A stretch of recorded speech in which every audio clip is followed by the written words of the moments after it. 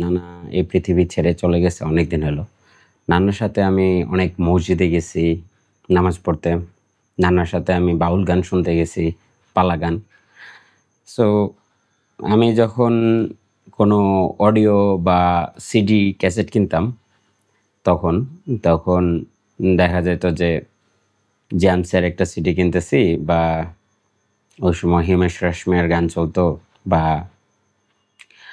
আরও অন্যান্য যেই ধরনের গানগুলা ছিল, ওই সময় যখন আমি একটা সিডি কিনতাম তখন আমি নানার জন্য আরেকটা সিডি কিনা ট্রাই করতাম যেটা হচ্ছে পালা গানের। সো ওই সিডি যখনই প্লে করা হইতো নানা মন্ত্রমুগ্ধ হয়ে ওই পালা গানগুলো উপভোগ করতো। সো আর যখন লাইভ পারফরমেন্স হইতো তখন নানার সাথে আমি যাইতাম, সারা রাত গান শুনে আমরা আবার রাত্রে আমি আর নানা বাসায় ফিরতাম। সো নানার সাথে এই স্মৃতিগুলা আমার অনেক সুন্দর। আর নানা মসজিদে যখন দোয়া করতো তখন আর কি কোয়াইট দোয়া করতে পারতো না, আস্তে ধীরে দোয়া করতে পারতো না, আমাদের নাম নিয়ে নিয়ে জোরে জোরে দোয়া করতো। তো এটা নিয়ে আমার বন্ধুরা বা অন্য মুসল্লিরা অনেক হাসাহাসি করতো। সো আমার নানার বা আমার এই ছোটোবেলার এই স্টোরিটা আপনাদের সাথে শেয়ার করার মেইন কারণ হচ্ছে রিসেন্টলি আমি মানে এক দুইটা ব্যাপার নিয়ে একটু মানে একটু বিচলিত বা একটু ডিস্টার্ব বলতে পারেন। যেমন দুইটা জিনিস, একটা হচ্ছে এই যে বাউল ইস্যু নিয়ে বাংলাদেশে যা হচ্ছে, আরেকটা হচ্ছে চট্টগ্রাম বন্দরের যেই কাহিনী। সো চট্টগ্রাম বন্দরের ব্যাপারটাতে পড়ে আসি। আগে আমাদের সোশ্যাল স্ট্রাকচারে বাউল নিয়ে যে একটা কনফ্লিক্ট আছে সেটা নিয়ে আমার মনে হয় আপনাদের সাথে একটু কথা বলা দরকার। সো যেটা হচ্ছে আমি রিসেন্টলি একটা প্রজেক্টের কাজে রাগিব রাবেয়া ডিগ্রি কলেজে যাই। তখন ওই জায়গার যে অধ্যক্ষ আছে উনি আমাকে ওনার ফ্রেন্ডসদের সাথে পরিচয় করায় দিলেন, বললেন যে বাউল গবেষক। সো আমি ফার্স্ট টাইমে বিশেষণে বিশ্বাসায়িত হয়েছি। সো আমি আবার শকড, লাইক আচ্ছা এটা এইভাবে তো কেন উনি আমারে বলল। সো পরে আমি চিন্তা করলাম যে আসলে আমি লাস্ট ফিউ ইয়ার্স ধরে বাংলাদেশের ফোক মিউজিক বা বাউল যে গান আছে বা মাটির যে গান আছে ওই ব্যাপারগুলো নিয়ে একটু কাজ করার ট্রাই করতেছি আর কি, যে ব্যাপারগুলোর ইন্টারন্যাশনালি কীভাবে ইনহ্যান্স করা যায়। কারণ আমি যখন বাইরে ছিলাম তখন জার্মান বা অন্যান্য মানুষদের সাথে যখন আমার কনভারসেশন হয়েছে, they are very proud about their history, their culture, their literature. তখন কথায় কথায় আমিও অনেক আমার কালচার নিয়ে যখন কথা বলতে যেতাম, আমি আমার ফোক যেই পার্টটা আছে ওইটারে বাদ দিতে পারতাম না। আমি বলতাম যে আমার বাংলা ভাষায় অনেক গান আছে, এর মধ্যে লোকগীতি যেটা বা মাটির গান যেটা আমরা বলি, বাউল গান, জারি গান, সারি গান, ভাটিয়ালি, ভাওয়াইয়া, বিভিন্ন জনরার গান আমার আছে। এটা আমি উপস্থাপন করতাম, বলতাম তাদের সাথে যে আসলে আমাদের অনেক জনরা আছে, আমাদের অনেক ফরম্যাটের গান আছে। আমরা আসলে এরকম না, কালচারালি এরকম না যে আমরা আসলে পিছায় আছি বা এরকম, কালচারালি আমরা অনেক এনহ্যান্সড বা একটা রিচ একটা জাতি। বাট এখন যেটা হচ্ছে যে বাউল গান যখন আমি ছোটোবেলা নানার সাথে দেখতাম তখন আমি একটা জিনিস খেয়াল করতাম যে বাউলরা যখন গান গায়, পালা গানটা যখন, স্পেশালি পালা গানের মেন ব্যাপারটা হচ্ছে এখনের জেনারেশনের ছেলেরা বা যারা এসব লাইভ দেখে নাই বা দেখে নাই তারা হয়তো এই ব্যাপারটা সম্বন্ধে অনেকটাই জানে না। যেটা হচ্ছে এটা পালা গানটা হচ্ছে টু ক্যারেক্টার, যেমন ডিবেট হয়, পালা গানটা হচ্ছে গানে গানে ডিবেটের একটা পার্ট, যে দুইটা বিষয় থাকবে, একটা বিষয় থাকবে, একটা বিষয়ে একজন পক্ষে থাকবে আর একজন বিপক্ষে থাকবে। সো এটা অনেক আর কি একটা উত্তেজনামূলক ব্যাপার স্যাপার আর কি। গ্রাম বাংলায় যখন মানুষ এই পালা গানগুলা শুনতো, তখন মানুষ ভুইলা যেত তাদের আশেপাশের যেই ডিফিকাল্টিস বা অভাব অনটন বা অনেক কিছুই থাকে না, প্রেশার থাকে না, ওই জিনিসগুলো ভুইলা মন্ত্রমুগ্ধর মতো এই গানগুলা শুনতো, হাসতো, কাঁদতো, বিভিন্ন সিচুয়েশন ক্রিয়েট হতো। সো এটা একটা ফরম্যাটও ছিল লার্নিংয়ের, মানে মানুষের কাছে ডাটা পৌঁছানোর জন্য। সো তখনকার যুগের কথা যদি আমরা চিন্তা করি, আমরা যেমন এখন কোনো একটা টপিক হইলে আমরা সাথে সাথে এটার ফ্যাক্ট চেক করতে পারি, এই হাদিসটা সহি না জয়ীফ, এই জিনিসটা আমরা যেমন চেক করতে পারি। আগে কিন্তু এই এবিলিটিটা মানুষের কাছে ছিল না, ঠিক আছে? হয়তো মানুষ মৌলবীর কাছে যাইতো, মসজিদের ইমামের কাছে যাইতো, আর নয়তো মানে আশেপাশে যারা আছে, যারা জ্ঞানী, তাদের কাছে যে কোনো একটা প্রবলেমের সলিউশনের জন্য যাইতো। সো আমাদের বাংলাদেশে সুফিবাদ এক ধরনের একটা ব্যাপার, বাউল সমাজ আরেকটা ব্যাপার, মানে এই জায়গায় অনেক পার্ট আছে। সো একটা জিনিস নিয়ে রিয়েক্ট করার আগে ওই পার্ট সম্বন্ধে যদি আমার ইনডেপথ নলেজ না থাকে, তাইলে একটু প্রবলেম হয়ে যায়। লাইক বাউল গানের মধ্যে যে পালা গানের যে টপিকটার কথা আমি বলতেছিলাম, এই জায়গায় পপুলার কিছু টপিক আছে যেগুলা নিয়ে বেশি হাইপ তৈরি হয়, যেমন নারী পুরুষ পাল্লাতে কি হয়, দুইজন গায়কের একজন নারীর পার্টটা নিবে, আরেকজন পুরুষের পার্টটা নেবে। নারী পুরুষের মানে ভুল আর নারীর বরত্ব, আর পুরুষের বরত্ব, নারীর ভুল, এইটারে প্রেজেন্ট করবে। মানে এইটা গানের একটু গান গাবে, গানের আগে পরে একটু কথা বলবে, প্রশ্ন করবে, এটার প্রশ্ন আবার পাশের জনকে দেওয়া লাগবে। গ্রামবাসী যারা অডিয়েন্স আছে তারা ডিসাইড করবে কে জিতলো কে হারলো। মানে আমরা আধুনিক সমাজে রোস্টিংটা এখন যেভাবে মানে অ্যাকসেপ্ট করে নিচ্ছি, ঠিক আছে, যে রোস্টিং, একজন আরেকজনের রোস্ট করতেছে অন টিভি, ন্যাশনাল টিভিতে রোস্ট করতেছে, এটাতে কিন্তু আমাদের তেমন কোনো প্রবলেম হচ্ছে না। বাট যখন এটা একটা আনএডুকেটেড লাইক প্রাতিষ্ঠানিক শিক্ষা নাই যাদের, বাট মানে সোশ্যাল লার্নিং বা আদার লার্নিংয়ে যারা অনেক রিচ, তারা যখন এরকম রোস্টিং টাইপের কোনো কথা বলে, তখন এটা আর কি সাধারণ মানুষের নেওয়াটা একটু টাফই হয়। আর আমরা তো মানুষ, সীমালঙ্ঘন তো আমাদের আসলে ফিতরাতে আছে আর কি। সীমালঙ্ঘন করাটা আমাদের মানে কি বলবো, এটা আমাদের একটা বৈশিষ্ট্য। সো যখন আমরা আমরা অনেক সময় যখন বন্ধু বান্ধব তর্ক করি, আমরা নিজেরাও বুঝি অনেক সময় যে আমরা একটু বেশি বলে ফেলতেছি, বা আমরা এখন একটু বেশি করে ফেলতেছি, তাও নিজেরে কন্ট্রোল করা যায় না। সো বাউলদের ক্ষেত্রেও ব্যাপারটা এর বাইরে না। বাউলরাও যখন জিতার জন্য মানে প্রতিপক্ষের সাথে জিতার জন্য একটা এক্সট্রিম পর্যায়ে চলে যায়, সো ওই এক্সট্রিম পর্যায়ে যাওয়ার সময় তারা অনেক কিছু বলে ফেলে, তারা অনেক কিছু করে ফেলে, যেগুলা আসলে সাধারণভাবে চিন্তা করলে এটা একটু দৃষ্টিকটু বা এটা নেওয়ার মতো না আর কি। বাট আপনি যদি ওপেন মাইন্ডেড থিঙ্কিং করেন, লাইক রোস্টিং পার্টগুলো যেভাবে মানুষে গ্রহণ করে, ওরকমভাবে চিন্তা করলে ইটস ওকে। বাট ব্যাপারটা বর্তমান সমাজ আর আগের সমাজের মধ্যে পার্থক্য ছিল, আগের সমাজে মানুষ কোরআন হাদিস বা অন্যান্য ব্যাপার সম্বন্ধে এত একটা মানে জ্ঞান রাখতো না। হ্যাঁ, এটা সব কিছুর কারণেই মানে জিনিসপত্র পাওয়া যাইতো না, মানে এই রেফারেন্স বা লার্নিংটা অনেক টাফ ছিল।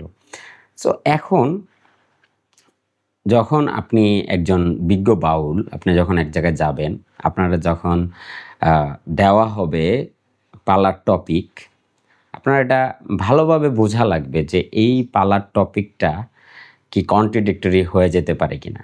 যেমন এই যে বাউল নিয়ে প্রবলেম হচ্ছে, উনি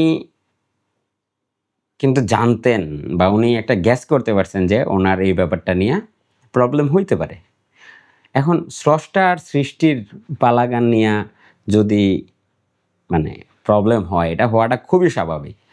স্রষ্টা আর সৃষ্টি, এখন সৃষ্টির পক্ষে যে যাবে সে তো স্রষ্টার বিপক্ষে কথা বলে ফেলবে, লাইক হুইচ ইজ ভেরি মানে কি বলে এটারে কন্ট্রাডিক্টরি হইতেই পারে, মানে এটা অনেক টাফ একটা ব্যাপার স্যাপার, এটা একটা টাফ টপিক। সো বর্তমান সমাজ, বর্তমান সোসাইটির কথা চিন্তা করে আমরা অনেকগুলা টপিক আছে, যেমন নারী নারী পুরুষ টপিকেও যদি যান, আপনি একজন ফেমিনিস্ট থিঙ্কিংয়ে যদি শোনেন কথাগুলা, বা ধার্মিক দৃষ্টিকোণ দিয়েও যদি শোনেন, আপনি অনেক কথাবার্তা পাবেন যেগুলোর কোনো ভিত্তি নাই, যেগুলা অনেক হিউমিলিটিং, যেগুলো অনেক মানে যেগুলার বলা উচিত না, ঠিক আছে। সো একটা এক্সাম্পল দেই, একবার আমি নানার সাথে একটা গান শুনতেছিলাম, পালা গান শুনতেছিলাম, সে একটা কোরআনের রেফারেন্স দিল যে এরকম আয়াতে এরকম আছে। সো আমি অর্থটা শুই নাই আর কি, আমার ডাউট হইলো যে এরকমভাবে কি কোরআনে বলা হইতে পারে। তো আমি আমার ফোনে যেই অ্যাপ আছে কোরআনের, ওইটা ওপেন করে আমি ওই আয়াতে গেলাম, সম্পূর্ণই নাই, মানে একটা মানে ওইটার ধারে কাছে নাই, উনি জাস্ট বইলা দিছে আর কি একটা। সো উনি জানে ওনার অডিয়েন্সদের মধ্যে এমন কেউই নাই যে এটা এই ফ্যাক্টটা চেক করবে। সো এটা ছিল আগের একটা প্রবলেম, হ্যাঁ, যেই কারণে এই যে বাউলদের মাধ্যমে আমরা যে শিক্ষিত হতাম একটা সময়ে, তাদের কাছ থেকে আমরা শিক্ষাটা নিতাম, এটা আমরা আস্তে আস্তে আমাদের সমাজ কেন বর্জন করছে এই জিনিসটা, কেন বাউলরা আজকে ইরিলিভেন্ট হয়ে গেছে? কারণ এই সময়ের সাথে সাথে বাউলরাও অনেক কিছু চেঞ্জ করতে পারে নাই, সঠিক আপডেট করতে পারে নাই, অনেক কিছু আছে এখনও তারা বিশ্বাস করে ওই আগের মতো করে, ঠিক আছে। যেমন একটা জিনিস দেখেন, আমার নানু যখন আগে তুফান টুফান হইতো বা বাসায় কোনো অসুখ হইতো, তখন আমার নানু গানের মতো মানে দোয়া পাঠ সব কিছুই করতো, বাট বসে বসে এক ধরনের মানে এটা কি বলবো, এক ধরনের রাইমিংসের মতো আর কি, যে আলীর হাতে জুলফিকার, ফাতেমার হাতে তীর, যেই দেশের থেকে আসছো বাল্লা ওই দেশেতে ফির, এই টাইপ অফ একটা জিনিস বলতো, মানে বারে বারে গাইতো গাইতো। সো এইটা তো কোনো দোয়া না, বাট এটা ওনারা শিখলো কোত্থেকে? মানে এই জিনিসটা মানে তারা বিশ্বাস করতেছে যে বাল্লা যেটা বিপদ যেটা আসতেছে, ওই বিপদরে ওনারা ভয় দেখাচ্ছে যে আলীর হাতে জুলফিকার আছে, ফাতেমার হাতে তীর আছে, সো তুমি যে জায়গা থেকে আসতেছো ওই জায়গাতেই ফিরে যাও, লাইক ওই সময়কার ওয়ে ছিল এটা, ঠিক আছে। সো এখন আমার মামা, আমার মা, আমার খালা যারা আছে বা আমাদের জেনারেশন আছে, আমরা কখনো বিপদে পড়লে এই জিনিসটা করি না বা এটা করব না, এই সংস্কারটা আমাদের হইছে। এখন বাউলদের এই সংস্কারটা হয় না, এই বাউলরা এখনও অনেক কিছু বিশ্বাস করে যেগুলা কিনা মানে মানে এটা আমরা নিতে পারবো না। যেমন একটা কাওয়ালির পার্টি ধরেন, একটা কাওয়ালের কাছ থেকে আমি শুনতেছিলাম যে বড় পীর আব্দুল কাদের জিলানি আছে বা যারা ওই সময়কার মানে গুণী ব্যক্তি ছিলেন, অলি ছিলেন, তারা এক জায়গায় গেছে কাওয়াল শুনতে, একটা মরা মানুষ উঠে আসছে তাদের কাওয়ালে শোনানোর জন্য, তারপরে আইসা সে কাওয়ালে শোনাইছে। সো এই যে বিলিফ সিস্টেম, এই যে বিলিফ সিস্টেম, এই যে মানে মানে এটা মানে এটা এটা একটা মানুষের মানে একটা মানুষ একটা জিনিস বিশ্বাস করতেছে, সেই জায়গায় কিন্তু আপনার আর আমার কোনো কিছু করার নাই। আমার কি আর আপনার কি করা আছে, আমরা এটা বিশ্বাস করব না, ঠিক আছে, আমরা এটা বিশ্বাস করব না। আমরা যেটা বুঝি, যেটা লজিক্যাল মনে হচ্ছে, ওই দিকে আমরা নিজেদের সংস্কার করতেছি। বাট ব্যাপারটা হচ্ছে, যখন উনি স্রষ্টার মানে এক্সাম্পল দিতে যায়, মানে একটা ওনার অঙ্গভঙ্গির মাধ্যমে বা ওনার বাচনভঙ্গির মাধ্যমে, গায়কের মাধ্যমে, উনি যে সময় সৃষ্টি আর স্রষ্টার পালা গান গাইতে যায়, স্রষ্টার এগেনস্টে কিছু বইলা ফেলতেছে, সোকল তৌহিদি জনতা যারা আর কি আমাদের সমাজে যেই জিনিসটা আছে যে প্রায়োরিটি লেস মুসলিম যারা আর কি, প্রায়োরিটি লেস এই কারণে বলবো যে বাউল গান বা এই বাউলরা স্রষ্টার অবমাননা করার আগে অনেক কিছু আছে যেগুলার সংস্কার করা লাগবে, যেগুলার এগেনস্টে কথা বলা লাগবে, দাঁড়ানো লাগবে। আমাদের সোকল তৌহিদি জনতা কিন্তু ওই জায়গায় অ্যাক্টিভ না। যেমন সর্বপ্রথম যদি আমরা ধরি যে যদি অ্যাকর্ডিং টু ইসলাম আপনি চলতে চান বা ইসলামের কথা যদি আমরা ধরি, তাইলে আর যাই কিছু করেন, মানে সবচেয়ে কোরআনে সবচেয়ে ভয়ঙ্করভাবে যেই পাপের কথা বলা হয়েছে সেটা হচ্ছে সুদ, সেটা হচ্ছে সুদ। সো তৌহিদি জনতাদের মধ্যে কেউ কি ব্যাংকারের ছেলে আছেন? কেউ কি ব্যাংকে জব করেন, বা কে কি চিন্তা করতেছেন ব্যাংকে জব করবেন, বা মানে কারো কি ব্যাংকে ডিপিএস আছে, বা মানে ব্যাংকে টাকা জমানোর ইচ্ছা আছে বা জমাচ্ছেন, তৌহিদি জনতার মধ্যে কি তারা আছেন? তারা মানে আপনার কি মনে হয় মানে তারা কি তৌহিদ কমপ্লিট করতে পারছে, বা মানে তারা কি ওই ক্যাটাগরিতে পড়ে? একটা আছে না যে আপনি ইসলামের জন্য লড়বেন, আপনার একটা মনোবাসনা আছে, কিন্তু আপনার বর্তমান জীবনে, বাস্তব জীবনে ইসলাম কতটুকু আছে? আপনি কি মানে নামাজে বসে স্রষ্টার সাথে কানেক্ট করতে পারেন? লাইক অনেক ডিপ থিঙ্কিং, অনেক ব্যাপার স্যাপার কথা বলা যায়, কিন্তু ব্যাপারটা হচ্ছে আপনি আপনার সারাউন্ডিং, আপনার পরিবারের হক, আপনার সমাজের হক, আপনার জাকাত, আপনার মানে আরও অনেক ধরনের ব্যাপার আছে, আরও অনেক ধরনের ব্যাপার আছে। আপনার মাদ্রাসার এডুকেশন, আপনার মাদ্রাসার শিক্ষা ব্যবস্থাতে একটা রেগুলার প্রবলেম হচ্ছে, যেটা হচ্ছে টিচারদের মাধ্যমে অ্যাবিউজ হওয়া বাচ্চাদের। এই জিনিসটা নিয়ে আপনারা কত দূর কাজ করতেছেন, কোন পর্যায়ে যাচ্ছেন? মাদ্রাসার মানুষ ছাড়াও যারা যারা আমরা সাধারণ জনগণ আছি, যারা আমাদের সোসাইটিতে বসবাস করে, তৌহিদি জনতা বলে যে কোনো একটা ব্যাপারে গরম হয়ে যায়, তারা এই ব্যাপারগুলো নিয়ে কতটুকু ওয়ারিড? মাদ্রাসা শিক্ষার পরে একটা ছেলে তার লাইফে কি করবে, তার স্কিল ডেভেলপমেন্ট কতটুকু হবে, এইসব ব্যাপার নিয়ে আপনারা কতটুকু ওয়ারিড? আপনাদের বাংলাদেশে জামশেদ মজুমদারের ঘরের বাজার বা সুন্নাগর বা এরকম কিছু স্টার্ট আপ এখন ভালো একটা পজিশনে আছে, ভালো আর্ন করতেছে। এইটা কি আপনাদের মাদ্রাসার বাই প্রোডাক্ট? আপনারা বলতে পারবেন? লাইক এটা কি উনি মাদ্রাসায় শিক্ষায় শিক্ষিত হয়েছে দেখা করতেছে, এরকম কিছু বলতে পারবেন আপনারা? আপনারা কি মাদ্রাসায় এই বিজনেস করার বা এই টেকটিক্স, এই মার্কেটিং, এইসব ব্যাপার কি আপনারা শেখাইছেন বা শেখাচ্ছেন? আপনার একটা স্টুডেন্ট মাদ্রাসা থেকে বেরোর পর, ইসলামিক শিক্ষা গ্রহণ করার পর, আপনারা তো আহ্বান করেন জান্নাতের জন্য আপনার ছেলেকে মাদ্রাসায় দেন। মানে এই ব্যাপারটা কতটুকু যুক্তিযোগ্য? লাইক তাহলে কি স্কুল কলেজের সবাই জাহান্নামী?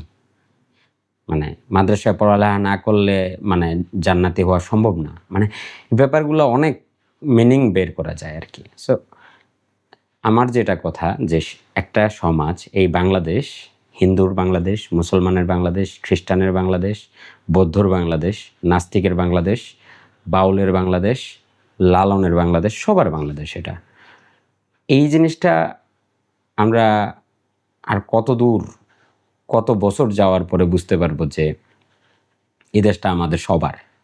এখন মনে করেন যে আমার ধর্মে মদ খাওয়া হারাম। এখন বাংলাদেশ মুসলিম কান্ট্রি না, মুসলিম মেজরিটির কান্ট্রি। মানে আমরা এরকম না যে শরিয়া, মুসলিম কান্ট্রি না বলতে আমি বলতেছি যে শরিয়া আইন আমরা ফলো করি না। লাইক আমাদের ডেমোক্রেসি বলেন বা আমাদের যেই সিস্টেম আছে, এটা ইসলাম সম্মত না। সো এই দেশে হিন্দু কিন্তু মদ খাইতে পারতেছে না দোকান থেকে কিনা, খ্রিস্টান মদ খাইতে পারতেছে না, বা উপজাতিরা মানে লিগেলি মদ খাইতে পারতেছে না, বা ওই জিনিসগুলো করতে পারতেছে না যেটা তার ধর্মে হয়তো আমাদের ধর্মের মতো রেস্ট্রিক্টেড না, বিকজ অফ আমাদের মেজরিটি, আমরা মেজরিটি। ঠিক আছে? সো এখন এরকম আরও অনেক কিছু আছে যেটা মনে করেন যে মানে মুসলিম মেজরিটি হওয়ার কারণে অনেকেই অনেক কিছু মানে ওইভাবে করতে পারে না।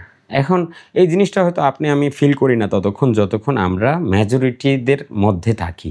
যখন আপনি মাইনর হবেন, যখন আপনি ইংল্যান্ডে যান, অস্ট্রেলিয়াতে যান, আপনি অ্যাব্রোডে যান, তখন আপনি ফিল করেন কিন্তু একটা জিনিস যে না, আমার সাথে রেসিজম হচ্ছে, আমার আলাদা সংখ্যালঘু হিসাবে ট্রিট করা হচ্ছে। তো সেম জিনিসটা ততক্ষণ ফিল করেন নাই যতক্ষণ আপনি আপনার দেশে ছিলেন বা আপনি আপনার মেজরিটির মধ্যে ছিলেন। সো মানে ইন্ডিয়াতে মুসলিমরা মেজরিটি না, সো তারাও ফিল করে ওরকমভাবে, যেরকমভাবে মানে মাইনররা ফিল করে সব জায়গায়, এরকম আর কি। সো এই দেশটা যদি সবার হয়, তাহলে বাউল তার গান গাইতে পারে। এটা যেমন সত্য, বাউলেরও একটা লিমিটেশন আছে, যে বাউল যদি আমার খোদা নিয়া, আমার স্রষ্টা নিয়া উল্টাপাল্টা কিছু বলে, এটা আমার খারাপ লাগবে। আর সবার এই ধৈর্য নাই, সবার এই ম্যাচুরিটি নাই, এই খারাপ লাগা কাজ মানে এই খারাপ লাগাটারে অ্যাবজর্ভ করতে পারবে, কন্ট্রোল করতে পারবে। ঠিক আছে, অনেকে এটার অ্যাকশন রিয়াকশন হবে।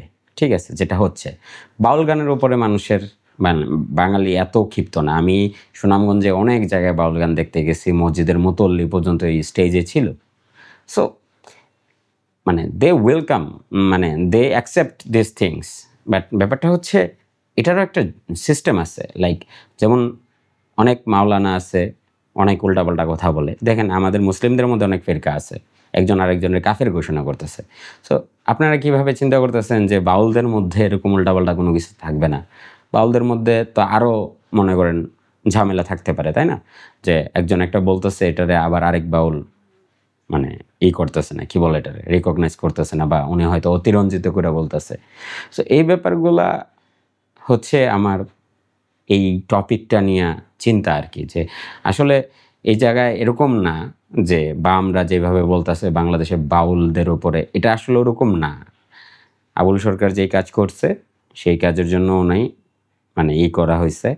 তো ওনার মুক্তি চাওয়ার জন্য মানুষ গেছে, ওনার বিচারের জন্য মানুষ গেছে। সো আমার কথা হচ্ছে যখন একটা মানুষ কোর্টে চলে যায় তখন লেট কোর্ট ডিসাইড মানে কি হবে।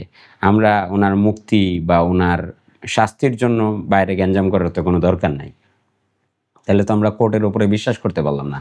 লাইক ওই মানে ওই আস্থাটা আমাদের থাকলো না, আইনের ওপরে ওই আস্থাটা থাকলো না।